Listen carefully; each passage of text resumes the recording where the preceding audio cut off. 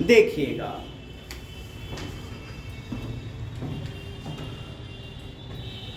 तत्पुरुष समास में हमने देखा कि प्रत्यय वगैरह यानी कि बाद में सफिक्स लगता है। और तत्पुरुष के कितने बेटे? कर्म तत्पुरुष, करण तत्पुरुष, संप्रदान तत्पुरुष, आपादान तत्पुरुष, संबंध अधिकरण वाला तत्पुरुष। अब यह कैसे निर्माण हुआ देखिएगा। इसके लिए पढ़ते हैं कारक केस। एक चैप्टर आपको पढ़ना पड़ेगा, कारक केस। कुछ रेखांकित शब्द कर दिए जाते हैं और पूछा जाता है बताइए कौन सा कारक है।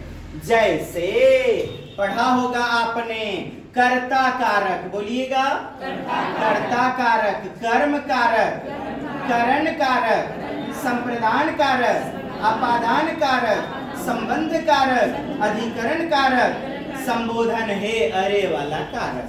संबोधन, अरे हे भगवान, अरे सुनो, जब हम किसी को संबोधित करते हैं। अब चिन्ह भी तो होता है साहब, कारक का चिन्ह। कारक का चिन्ह जैसे बोलते थे, पढ़ते थे, बोले कर्ता ने कर्म को करण से कौन सा? द्वारा वाला, यानी जुड़ाव के सेंस में। करण से या द्वारा, संप्रदान के लिए, संप्रदान के लिए, आपादान से संबंध का के की या रा रे री, का के की या रा रे री। जैसे तुम्हारी बहन, तुम्हारी री मिला, री तुम्हारी बहन, ये भी संबंध को दिखाता है। तुम्हारा बेटा, तुम्हारा बेटा, क्या मिला? तुम्हारा। कारक में पढ़ते थे ना। अब अधिकरण में या पढ़, में या पढ़, तो अधिकरण कारक में या पढ़ चिन्ह मिलता है। कौन सा चिन्ह मिलता है? में या पढ़। संबोधन हे अड़े आह ओह ए सुनो, हे राम, अरे, तो ये सब संबोधन वाले कारक होते हैं। क्या होते हैं साहब? कारक। हम चैप्टर क्या पढ़ रहे हैं? कारक। तो कारक 8 प्रकार के होते हैं। कितने होते हैं? 8 प्रकार के कारक होते हैं। अब आपसे पूछ लिया जाता है, जैसे कोई पैसेज रहेगा ना, गद्यांश, उसमें रेखांकित कर देगा। जैसे राम ने, देखिए यहाँ पर ने जो है आपका अंडरलाइन यानी रेखांकित किया गया है। तो पूछ लेगा राम कौन सा कारक है? राम कौन सा? तो राम ने, आपने पढ़ा कर्ता ने किस में आता है? कर्ता में। ने किस में आता है? कर्ता। आप कह दीजिएगा कर्ता कारक है। 4 ऑप्शन दे देगा, कर्ता कारक, संप्रदान कारक, संबंध कारक, अधिकरण कारक। 4 ऑप्शन दे दिए जाएंगे और हमारा राम ने को देखेंगे चिन्ह को और कह देंगे ये कर्ता कारक है। रावण को देखेंगे और कहेंगे कर्म कारक है। को देखकर बताएंगे कि यह कर्म कारक है। तीर से यदि, जैसे राम ने रावण को तीर से नाभि में मारा, दिख पा रहा है? चलिए, कहेगा ये रेखांकित कर दिया रावण। तो रावण कौन सा कारक है? रेखांकित पद में कारक केस बताइए, कौन सा हो जाएगा? कर्ता ने कर्म को, ठीक। तो रावण को, यहां पर क्या है आपका? को। तो को कहां से उठाएंगे साहब? और आप कह देंगे यह कर्म कारक है। क्या है? कर्म कारक है।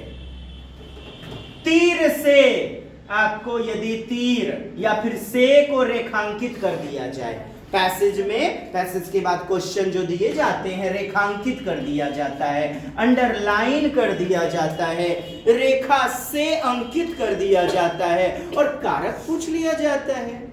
तो कारक तीर से। अब से बताइए किस में हो जाएगा? और से में भी 2 चीजें, एक जुड़ाव वाला, एक अलगाव वाला। देखिएगा, से या के द्वारा, से जुड़ने वाला, से जुड़ने वाला, द्वारा जुड़ाव, और ये वाला से अलगाव, अलग होना, जैसे वृक्षात् पत्रम पतते, यानी वृक्ष से पत्ते अलग होते हैं, अलग हुआ। पिता से पुत्र मिलता है, पिता से पुत्र जुड़ाव के सेंस में। तो हम करण में से जो रहेगा वो जुड़ाव वाला होगा, ये वाला से कौन सा होगा, जुड़ने वाला, और ये वाला से अलगाव वाला, सेपरेशन, अर्थात अलगाव वाला, अलग होने वाला सेंस में यह पाया जाएगा। इस चीज को समझ चुके आप, ये दोनों से जो है करण वाले में, बोलिएगा करण वाले में अलग होना कि जुड़ना। मैं कलम से लिखता हूं, किससे लिखता हूं, तो कलम से यहां लिखने का जुड़ाव है, अलग नहीं है ना। वृक्ष से पत्ते गिरते हैं तो यहां अलग होने का सेंस है, तो यहां पर हम अपादान कारक कहेंगे। क्या कहेंगे? अब देखिए तीर से, तीर से, तीर जुड़ते हुए ही, आखिर तीर साथे में पेट में गया, तीर ही तो गया, यानी कि जुड़ाव का सेंस है। तो हम कहेंगे यह करण वाला कारक है। कारक कैसा है? करण वाला। नाभि में किसमें हो? अधिकरण है। देखिए ना, में मिल जाए या पर मिल जाए, जैसे घुड़सवार, घोड़े पर सवार, किस पर सवार? घोड़े पर, उसके ऊपर, तो हमारा पर हो जाएगा, यह भी अधिकरण। या वाक्य में मिल जाए, क्या मिल जाए? में मिल जाए, तो भी अधिकरण कहेंगे। कारक कैसा कारक? अधिकरण वाला कारक। तो नाभि में ये हो गया अधिकरण कारक। उसी प्रकार संबोधन, अच्छा संबंध आपने देख लिया, जैसे का, के, की, राम का बेटा, राम का बेटा, उन लोगों के लड़के खेलते हैं, उन लोगों के साथ के, उनका संबंध स्थापित किया गया। की, उसकी बेटी या उसकी कमीज, उसकी मोटरसाइकिल टूट गई, तो की मिला। उस व्यक्ति का उस मोटरसाइकिल के साथ संबंध स्थापित करवाना, यही तो कारक चिन्ह है। का, के, की और रारेरी भी। रारेरी कैसे उत्पन्न होगा बताइए तो? कोई वाक्य बाह्य जिंदगी का, तुम्हारा, तुम्हारी, तुम्हारे, है ना। तुम्हारे खेत गायें चर रही हैं, जल्दी जाओ, हकाओ जल्दी जाके, बोलते भी हैं आम जीवन में।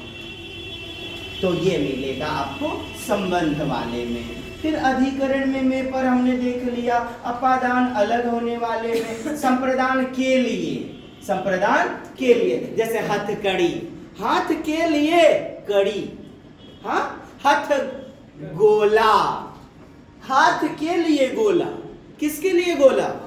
हाथ के लिए गोला।